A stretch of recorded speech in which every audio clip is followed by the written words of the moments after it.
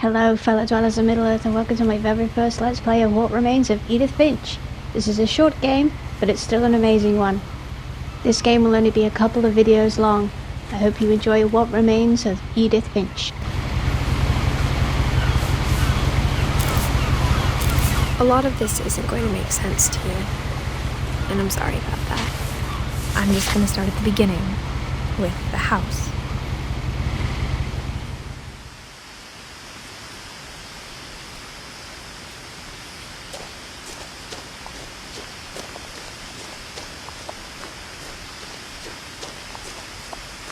I lived here until I was 11, but I wasn't allowed inside half the rooms.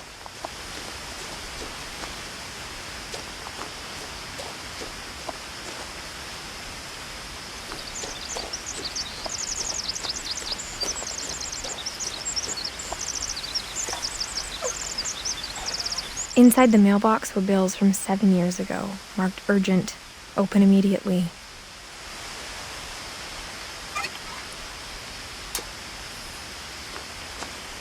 I hadn't been back since my brother Lewis's funeral.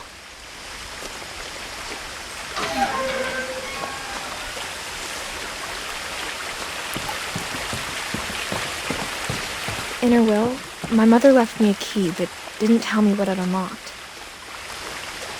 Maybe she thought I'd know, or she thought that the mystery would be enough to bring me back.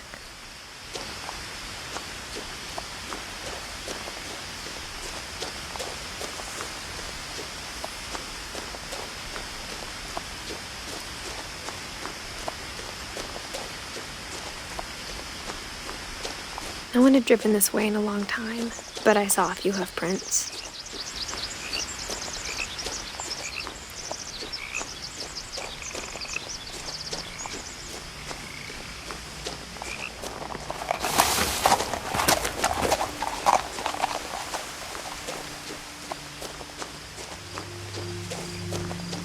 The truth is, even after I inherited the house, I never thought I'd come back to it. But now I had questions about my family that only the house knew the answers to.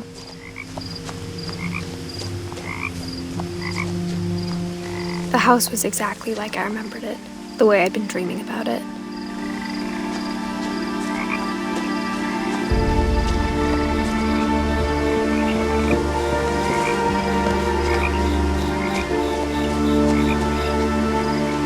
As a child, the house made me uncomfortable in a way I couldn't put into words. Now, as a 17-year-old, I knew exactly what those words were. I was afraid of the house.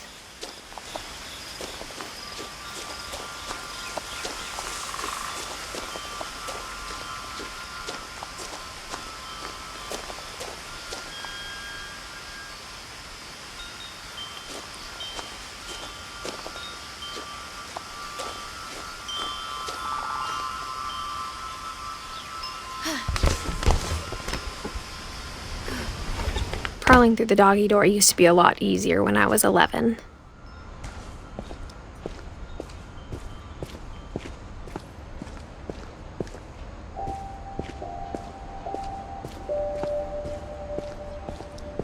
For the first time in years, I felt like I was home. But instead of a family, there were just memories of one.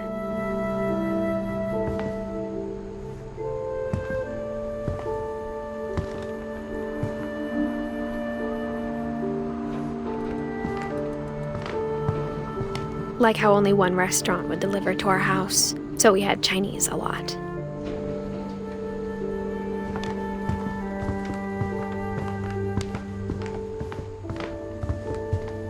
The table was still a wreck from the night we left. It was like a bomb had gone off, killing everyone but sparing the furniture.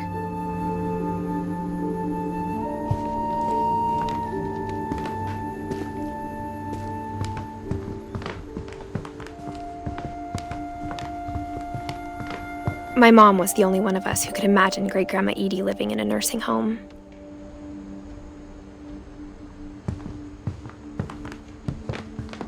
Nothing in the house looked abnormal. There was just too much of it, like a smile with too many teeth. Mom always told me to stay out of the basement, so I wasn't too surprised when the key didn't fit.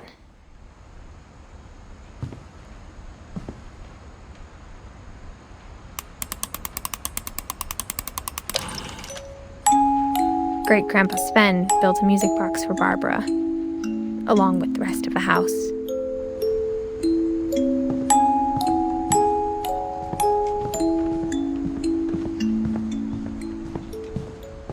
A lot of things got left behind in the whirlwind of that last night.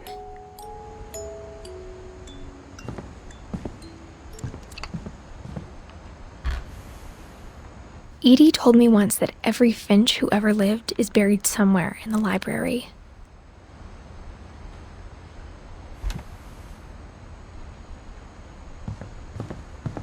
My mom wasn't much of an optimist, but she never stopped believing that my brother Milton was alive.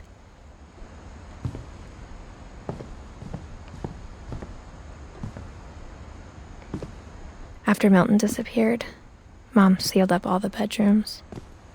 Then Edie retaliated and drilled peepholes.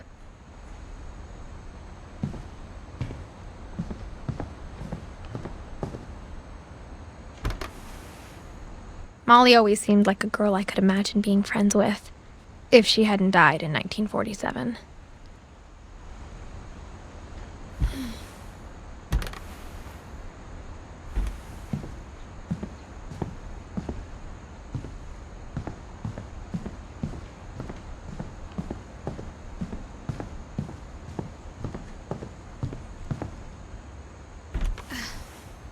The last time I was in Edith Sr.'s room, I was 10 and she was painting my portrait.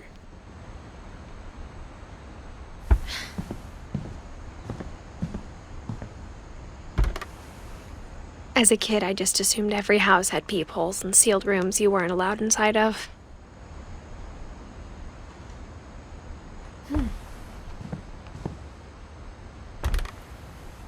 My Grandpa Sam spent 7 years sharing a room with his dead brother, Calvin.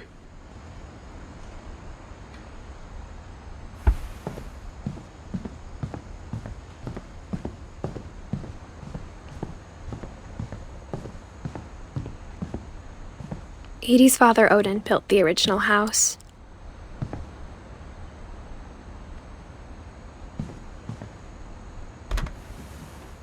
Barbara was a child star for 2 years, until America grew out of it.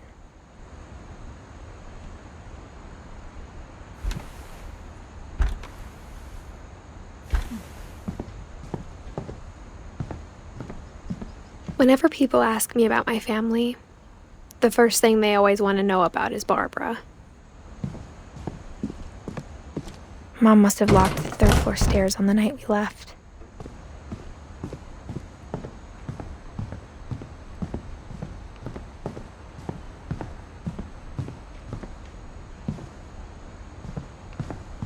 I spent a lot of time playing in Great Uncle Walter's room.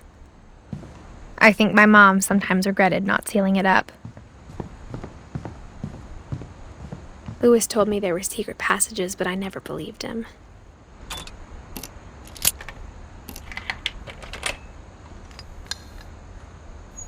Turns out, my mom was really good at keeping secrets. Now it was time to find out what my mom had been afraid of. From the paintings on the wall, it was clear my brother Milton had been here before me.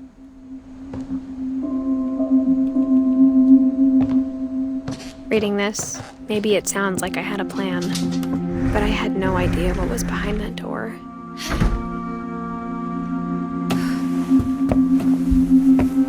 Just like I had no idea where all this was gonna lead. I grew up looking at Molly's gerbil had a tiny bedroom with its own even tinier gerbil cage.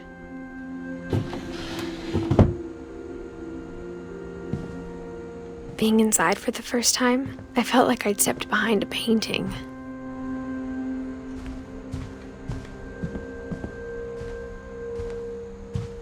I got the sense Edie had spent a lot of time here.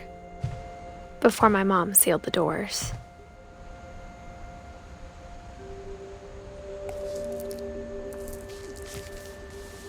December 13th, 1947. Dear Diary, I'll be gone soon, but I wanted to tell somebody about what's gonna happen. It started when Mom sent me to bed without dinner. I woke up and I was starving, so I looked around for something to eat. The gerbil food was dry, but I didn't mind it.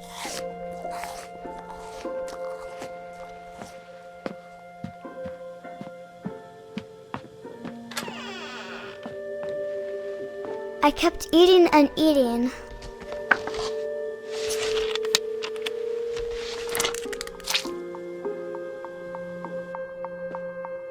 I ate a lot of things that night.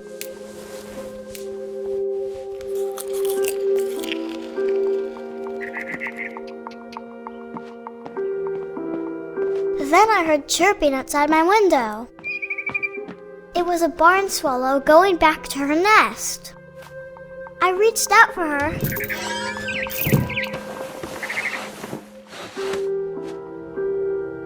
And suddenly, I was a cat.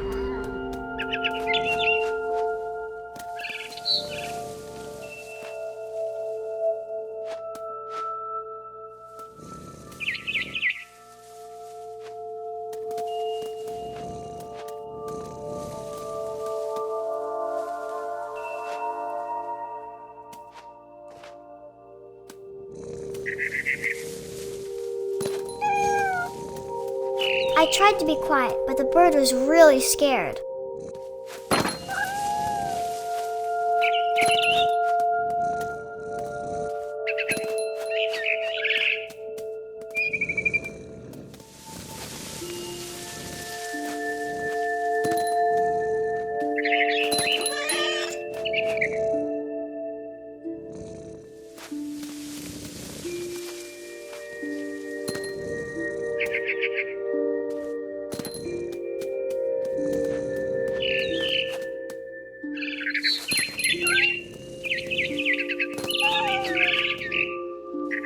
I jumped and I almost got her.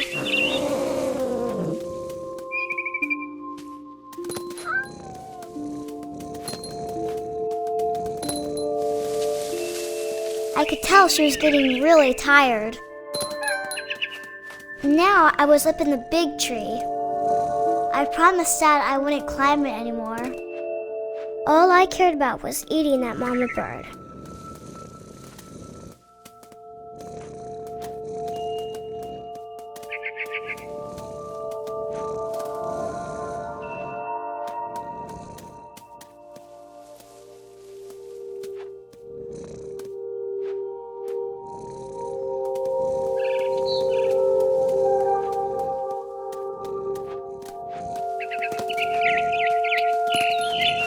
I gobbled her up. And suddenly, I was an owl. First, all I heard was the wind. Then I heard little teeth nibbling in the grass.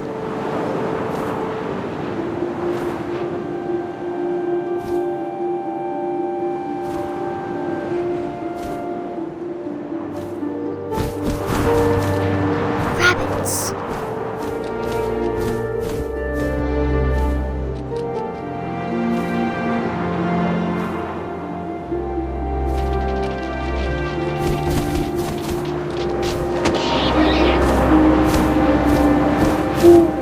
I imagined his face looking up and seeing mine through my talons. I swallowed him up, and I didn't chew one bit. Then I flew off to find something bigger.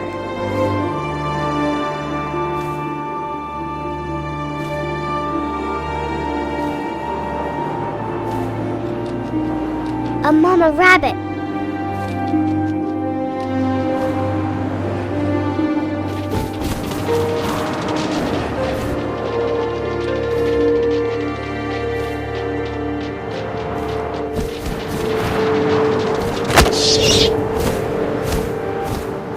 She was almost too big to carry. I started choking, but I couldn't stop eating. And suddenly, I was a shark.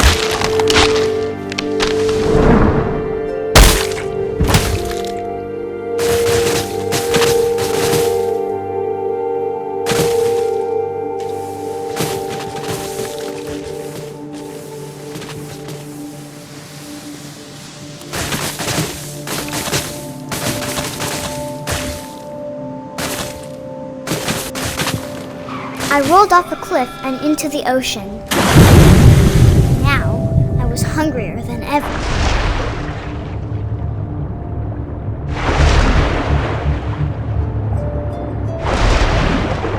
I wanted fat, juicy seals.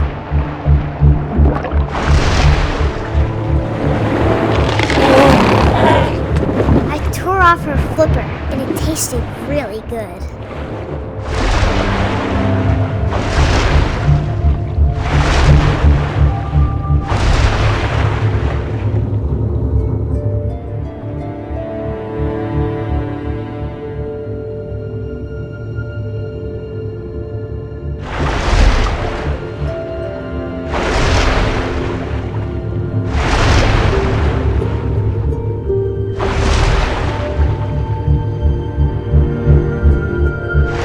Grabbed on tight. When I was so hungry, I jumped out of the water. When I opened my eyes, everything had changed.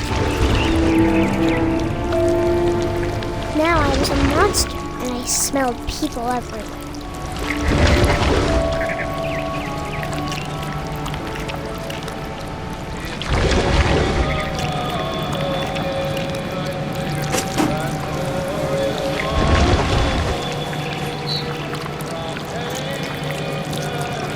I was big, but I moved real quiet.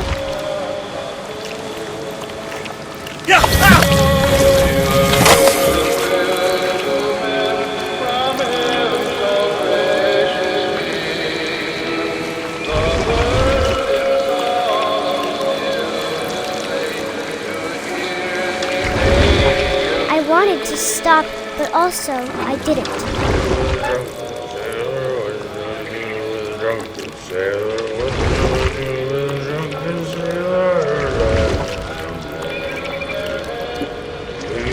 Jelly with the rest.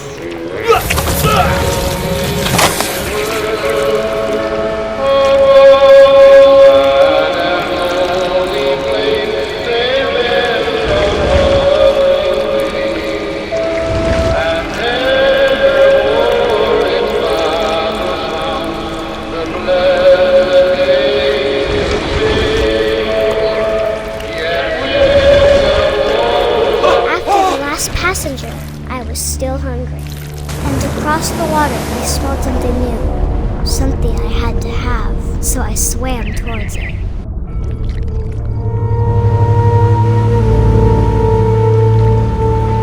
I slithered onto the sand, and the good smell went into an old pipe.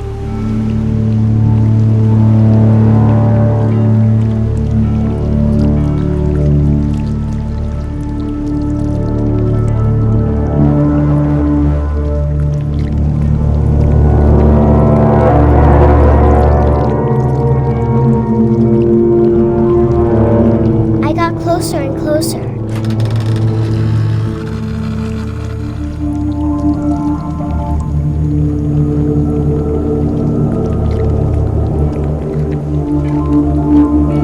All of my stomach started growling. And suddenly, I was me again. I held my breath for a long time, but I couldn't hear anything. I think it's waiting for me to fall asleep.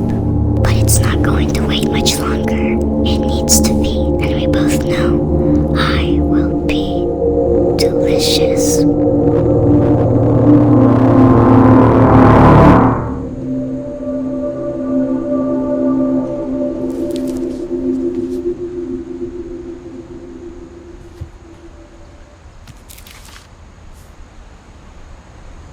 I'm not sure if I believed all of that, but I'm sure Edie would have.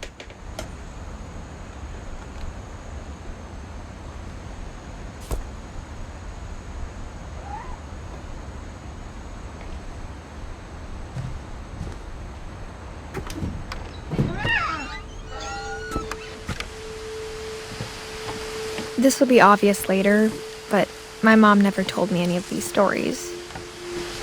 Edie would have, but Mom didn't like bringing up the past.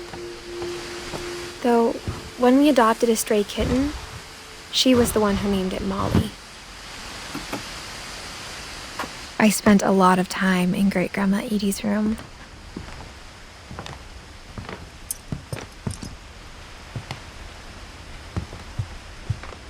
Her room was like a museum. For 500 years, the Finches have been famous throughout Norway for their fortune and misfortune. Odin Finch buries the latest victims of the family curse, his wife Ingeborg and their newborn son, Johan. On January 7th, 1937, he set sail with his family and his house, hoping to leave the curse behind. But 40-foot waves off the coast of Washington send the house and Odin to the bottom of the sea. Odin's daughter Edie, with husband Sven and baby Molly, step ashore on their new home, Orcas Island. Odin Finch is the first to be buried in the new family cemetery. His daughter Edie is already dreaming of a new Finch house.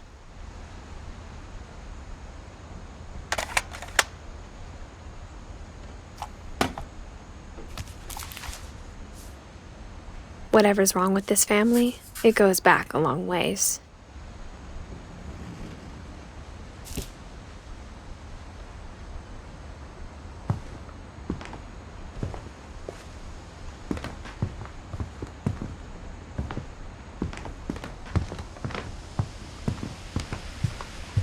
When Edie told people Sven was killed by a dragon, she could also have said he was building a dragon-shaped slide that collapsed.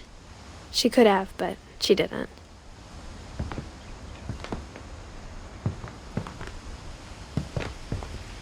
One summer, they evacuated the island, but Edie refused to go. For a few weeks, she was a celebrity. I hadn't thought of myself as Edith Jr. for a long, long time. Edie gave a big interview about a mole man living under the Finch house. My mom was furious. Louis died a week before we left, but Edie had already started to memorialize him.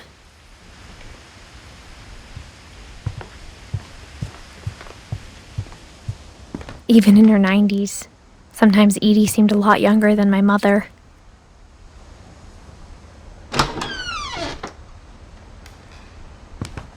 The only trace Grandpa Sam's first wife, Kay, left on the house was the pink bathroom. It was a pretty big trace.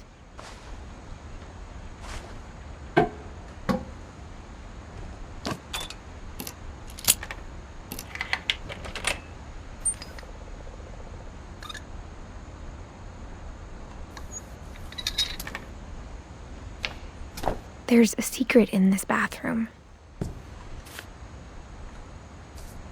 It's in the last place you would look. It isn't in the cupboard. It's hidden in this book.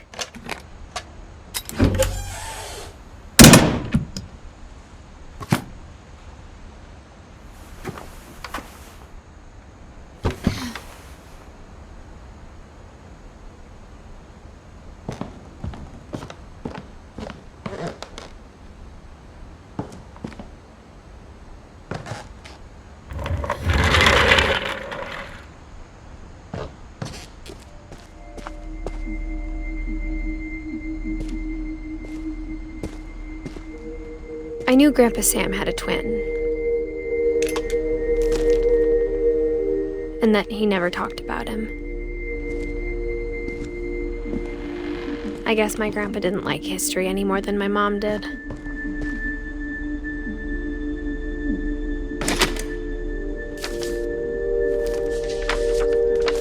How I Want to Remember My Brother by Sam Finch.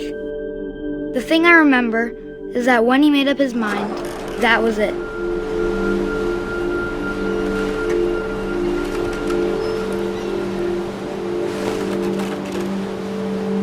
My brother said he'd die before he ate another mushroom. And he did. At Barbara's funeral, we swore we'd never be afraid again. And he wasn't.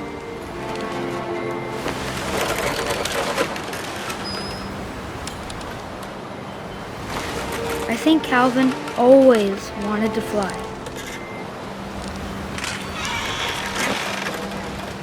Sam! Calvin! Dinner's ready! Coming! But that day, he finally made up his mind to do it. I told him going around was impossible.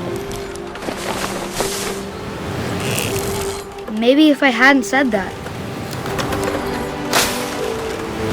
Calvin! I'm not gonna tell you again! maybe if the wind hadn't picked up, then maybe he'd still be here. But I doubt it. I think he'd already made up his mind. That's what I want to remember about my brother.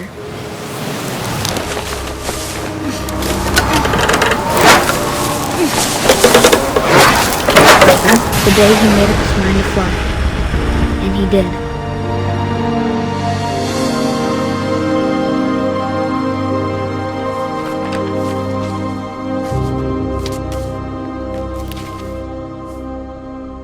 Calvin's story felt strangely familiar. When I was younger, I remember trying to do the exact same thing.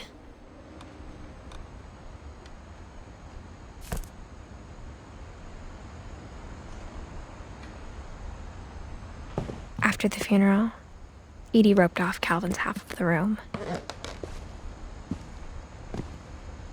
Mom said Grandpa Sam enlisted at 18 and never set foot in the room again.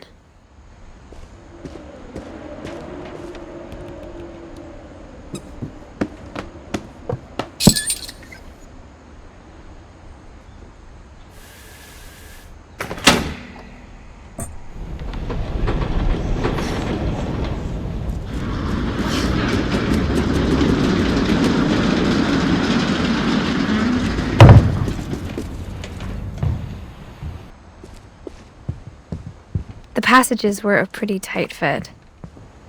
They'd obviously been built for smaller hands and bellies.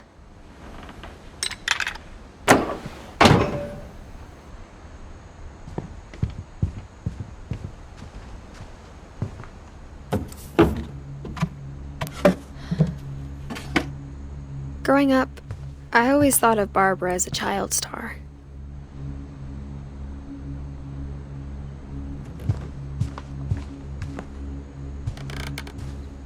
I never thought about how hard it must have been for her afterwards.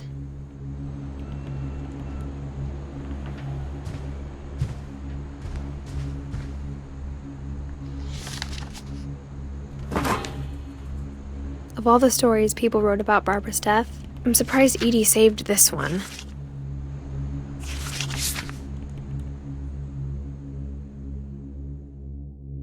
Old Jack here with another ghastly tale inspired by America's most unfortunate family.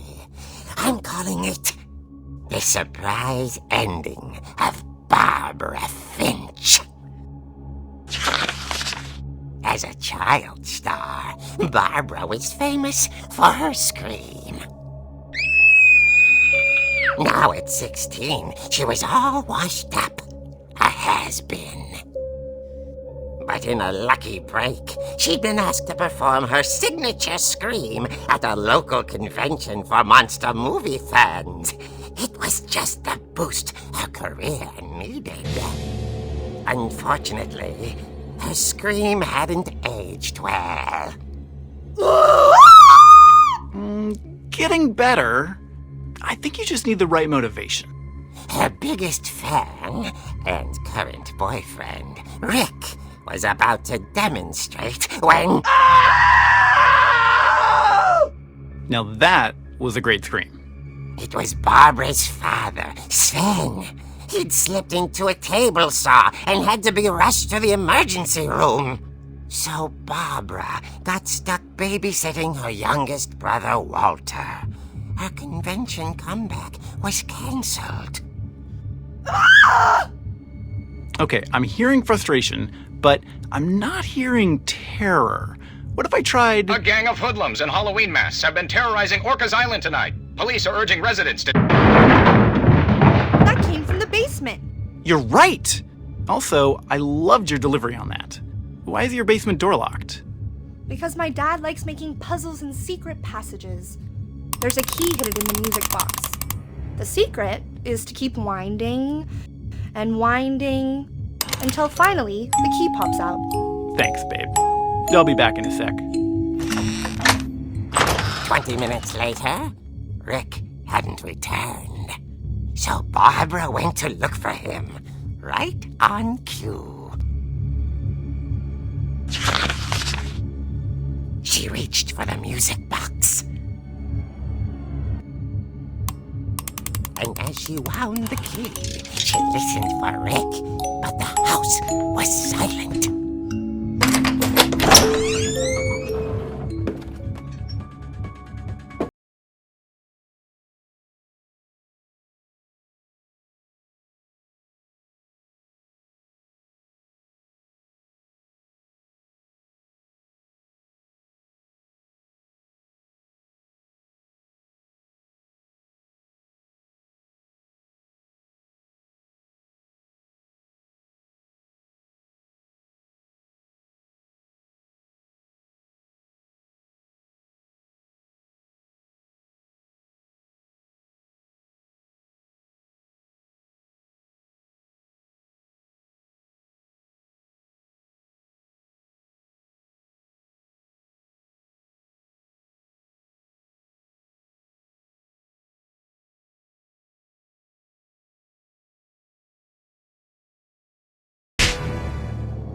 Oh! Rick? Barb, relax. I was just trying to scare you to help you find your scream. Well, I'm not scared, Rick.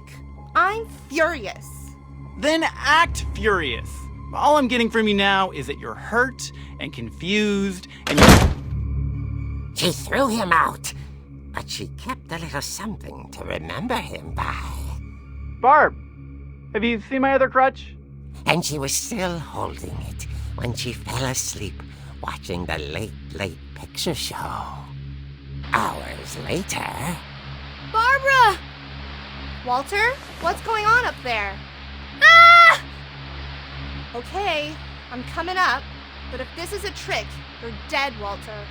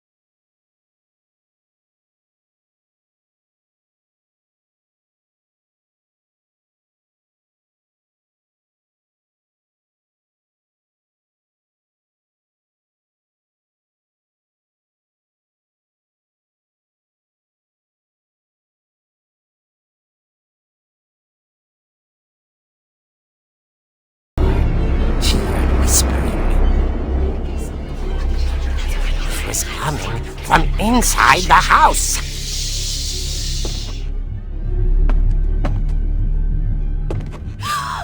Oh dear.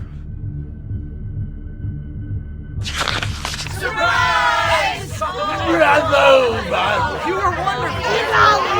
The monsters had come to surprise her. For Barbara, it was a dream come true. Then she saw what kind of monsters they were, and she realized what was about to happen.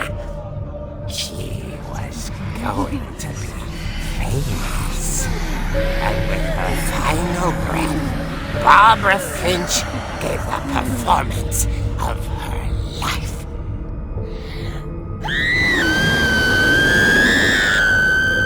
I wasn't there myself, but I hear Barbara was magnificent. Poor girl. She had a taste for stardom. But unfortunately, so did her fans. Of course, the police blamed it all on poor Rick, who disappeared the same night. And little Walter, hiding under his bed the whole time. He took it all pretty hard, but that's another story. As for Barbara, tucked inside the music box is all they ever found of her. Her ear. Now that's what I call a real eerie tale.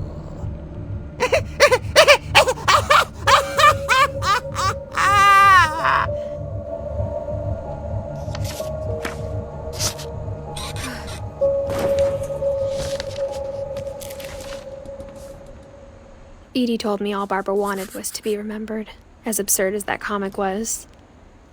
Maybe what Edie saw was a happy ending.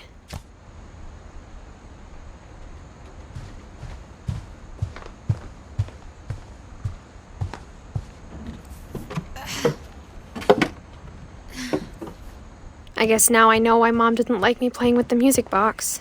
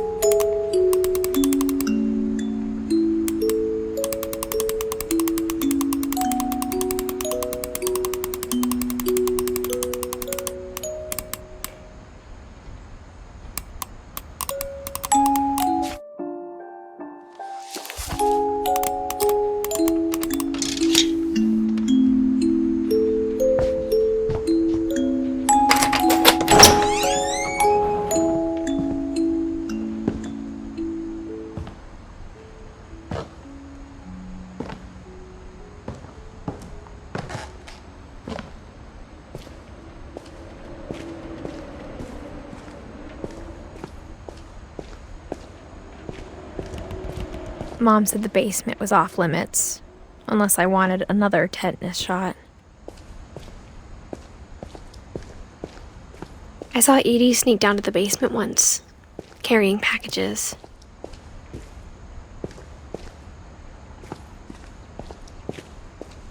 I thought maybe she was hiding presents. It turned out she was hiding a lot more than that.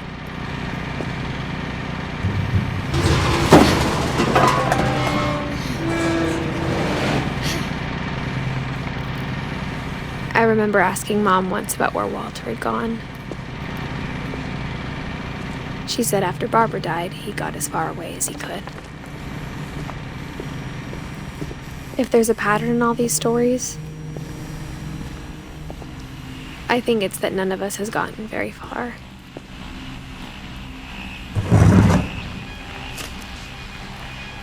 Goodbye, everyone.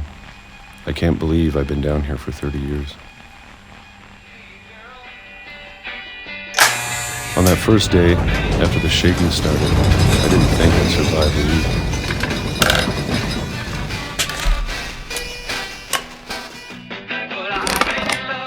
But after a few days, I settled into a routine. That's what kept me sane.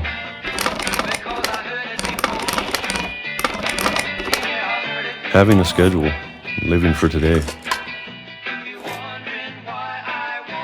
I always expected to be dead tomorrow. But if you wait long enough, you get used to anything.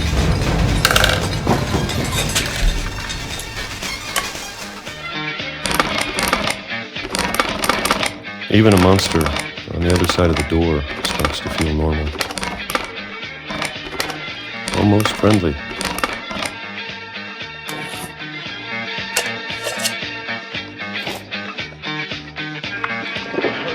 And then one day, everything just stopped. Whatever that thing was, it was gone. Maybe it got tired of waiting. Or maybe I just got tired of being afraid.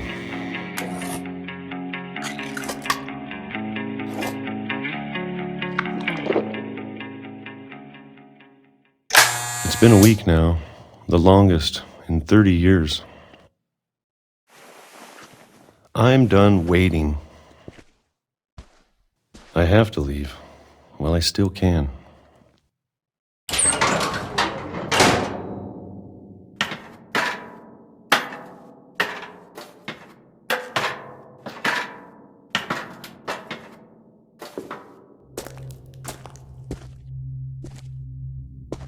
I know it's out there, somewhere. Whatever killed Barbara and Molly and Calvin. Maybe this is all a mistake. But I need to stop living the same day, even if it kills me.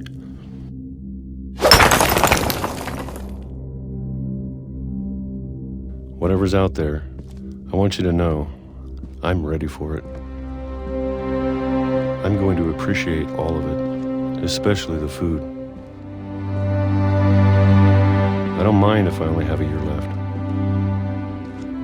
or a month, or a single week. I'd be happy with one more day. I can already imagine the sun on my face.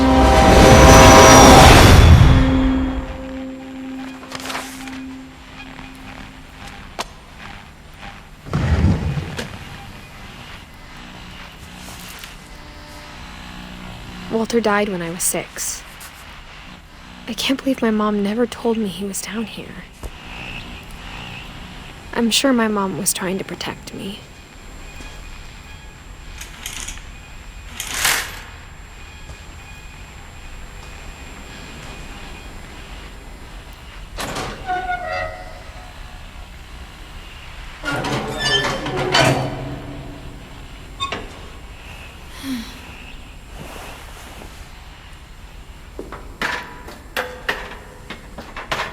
Maybe she was afraid I'd end up like Walter.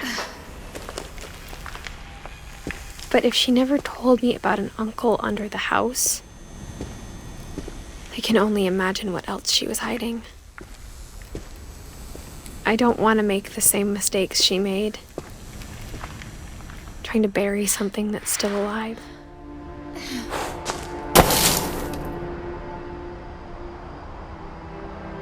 Now that there's only one of us left, or maybe 2, I thought it was time I heard the stories for myself and found out what happened to everyone else. But now I'm worried the stories themselves might be the problem. Maybe we believed so much in a family curse, we made it real.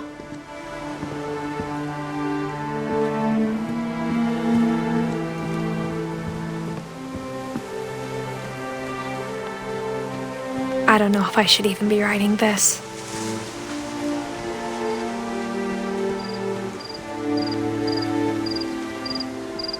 Maybe it'd be better if all this just died with me.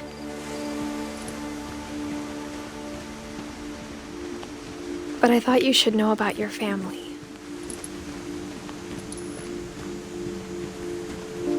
And the history you're a part of. Though to be honest, I feel as lost as you probably do right now.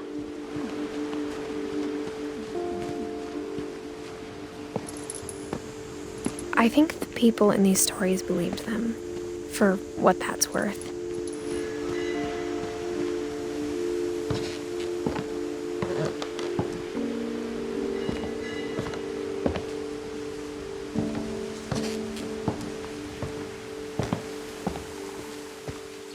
And when you look at the house, that history of imagination and stubbornness and madness, any of it seems possible.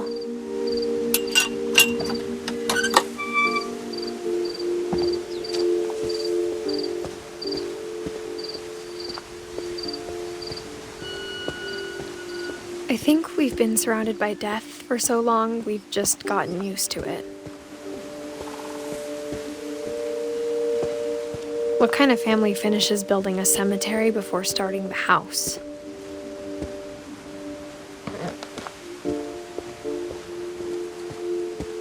It's embarrassing for me to admit this, but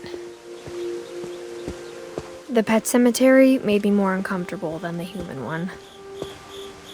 3 of the gerbils are mine, and 2 had been my fault.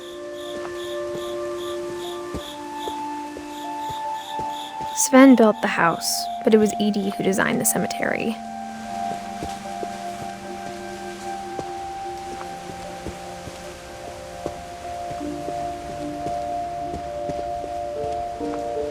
I'm sure Odin's monument had been Edie's idea. My mom was always trying to move on, but for Edie, the past never went away. She could see it poking out of the water at low tide.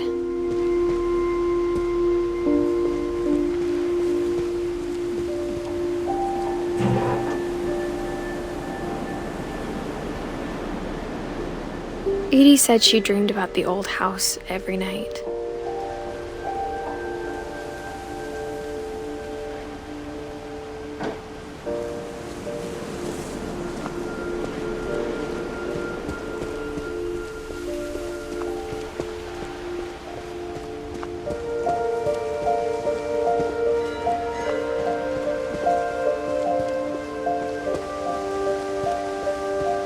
Edie's side was always easier for me to understand.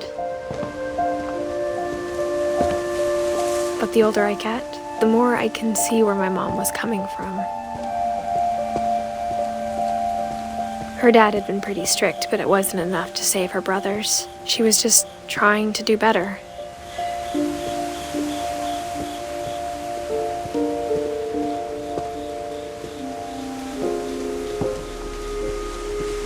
She lost 2 of her brothers, just like I did. I get why she tried so hard to protect us.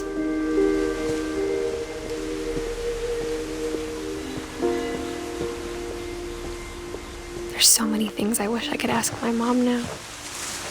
Part of me thinks this is what she wanted all along. For me to come back someday and find everything out for myself.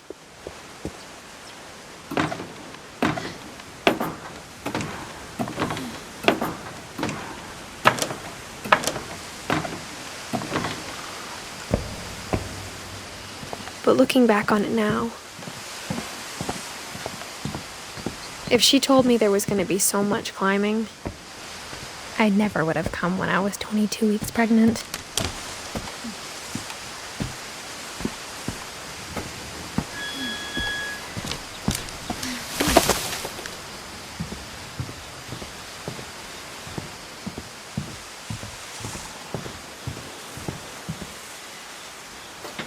I never met Grandpa Sam, but I think he and my mom had a lot in common.